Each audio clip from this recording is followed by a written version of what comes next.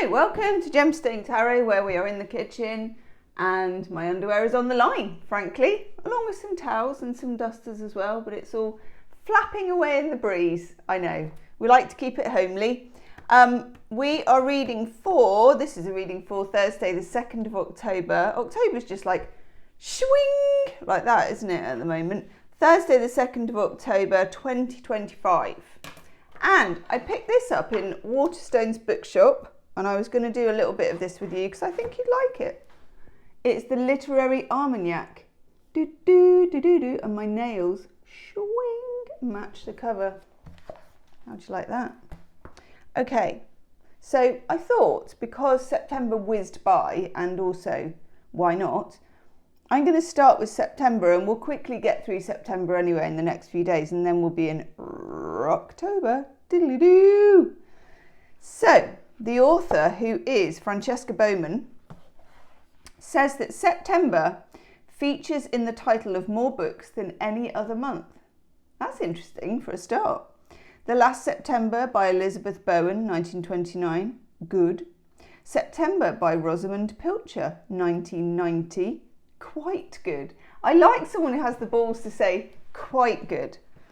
The Septembers of Shiraz by Dahlia Sofa, 2007, excellent. And more. I wonder why. Perhaps because September has such a distinct atmosphere. For many of us, it signifies the beginning of another academic year. Do you still feel like that? I still feel like that. I still feel like semi-excited, you know, what am I going to learn? I mean, here at Gemstone Tarot, it's 365 days a year of learning, but I still get that kind of semester feeling. Even as an adult, it's difficult to shake the overwhelming feeling of la rentrée. What's la rentrée? L-A-R-E-N-T-R-E-E, but with a thingamajig over it. La rentrée. That'd be good, wouldn't it? If you're just chit-chatting with someone, you can say, I do find in September, it's very difficult to shake the feeling of la rentrée. Yes. There is a sense of new beginnings. It feels like the moment to seek out some fresh perspective on the world. From the Mayflower setting sail from Plymouth in 1620 to Handel finally finishing his Messiah in 1741 to the outbreak of the Second World War in 1939, it often seems to be the month when things happen. This is reflected in the publishing world. Many of the important books of the year start appearing on the shelves in bookshops. It is a time to take a deep breath and reset a little bit, turning our attention to the kinds of books we read at school when we were 15.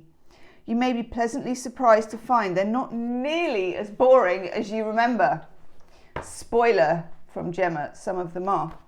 Perhaps we could even sneak some non-fiction in for a real change of pace. Wild.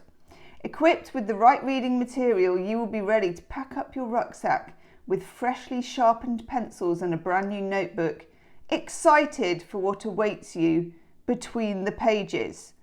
And then we have a little excerpt from Bilbo Baggins' birthday. When Mr. Bilbo Baggins of Bag End announced that he would shortly be celebrating his 11th birthday with a party of special magnificence, there was such talk and excitement in Hobbiton. Thus begins the Lord of the Rings trilogy. Bilbo Baggins happens to share his birthday with another hobbit named Frodo, 22nd of September.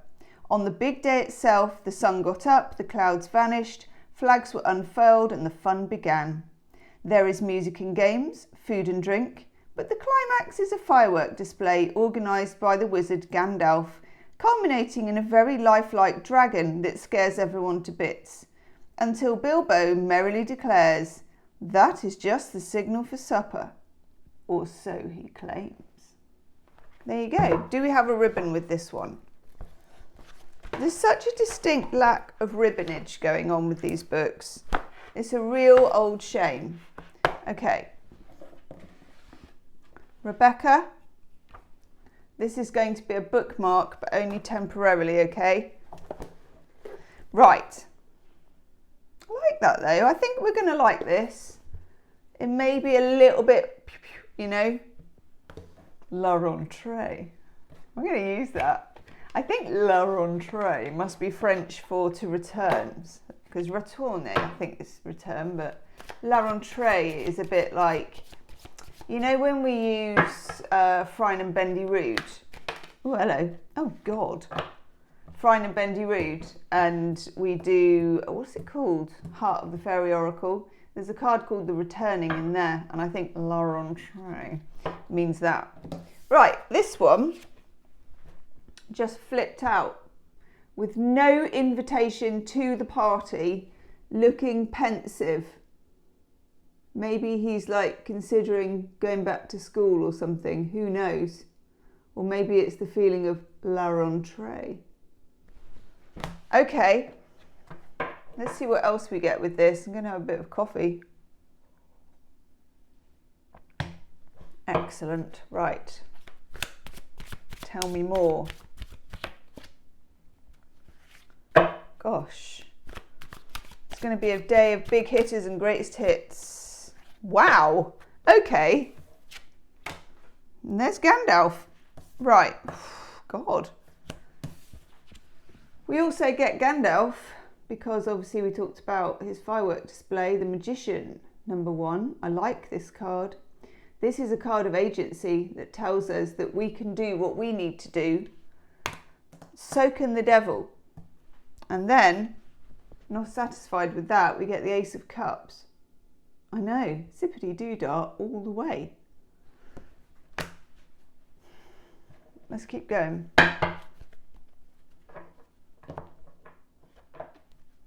You. I am officially declaring spiritual big jobs.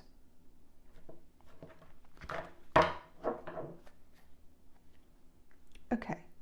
At the bottom of the deck, the 9 of Pentacles. Independence, growing your own garden, all of that nice stuff. Venus in Virgo, so a love of kind of not just horticulture though, it's not just about growing the plants. It's about knowing your environment, owning your environment, but not in a kind of keep out trespassers way, more in a, I raised this and I raised myself and I raised myself further and I raise you. There's a lot of kind of sass here that is required. So this could be coming out for you in any kind of thing, like a job interview or applying for a job or a person or dealing with somebody or in your romantic life or whatever, okay? It's I see you and I raise you me. Okay. The Devil. Whew. And we also got the Chariot.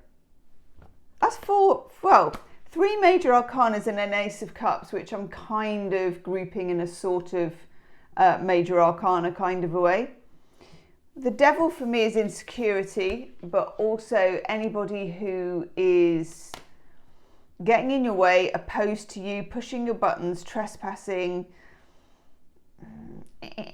doing that, any of that type thing. No.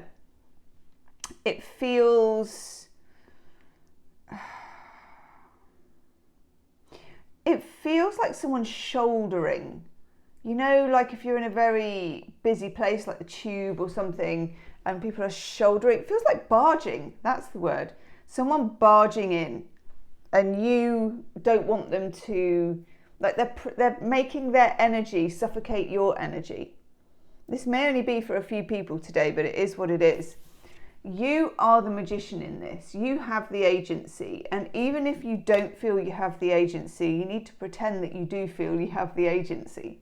Fake it till you make it.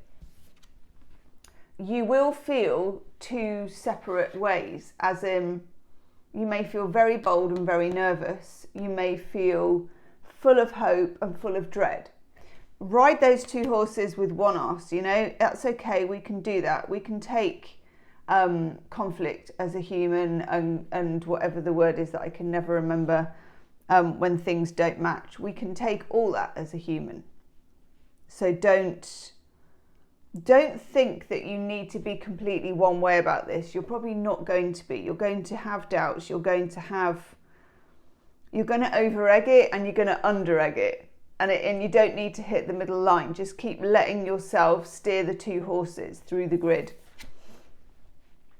And then this, self-love. Ace of Cups, self-love. I raise myself and I raise you. It's kind of, you don't have to beat them at their own game. You just have to stand up and be yourself. No apologies, no F's given. It's a very simple message today, and that's what it is. No apologies, no F's given. I am me. Take a whiff. There you go. Love that. See you tomorrow. Namaste.